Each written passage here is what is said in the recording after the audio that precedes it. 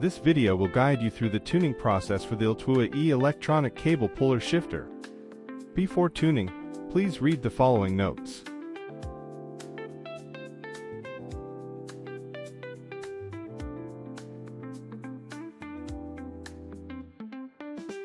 This tutorial uses a single chainring 12-speed cassette as an example. Open the L-TWOO app and select the appropriate speed configuration. Adjust the chain physically to the smallest sprocket.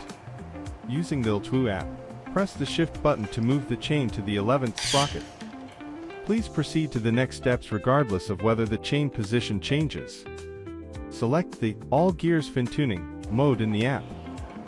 Use the plus and minus buttons to adjust the micro adjustment value, so that the derailleur aligns the chain perfectly with the 11th sprocket.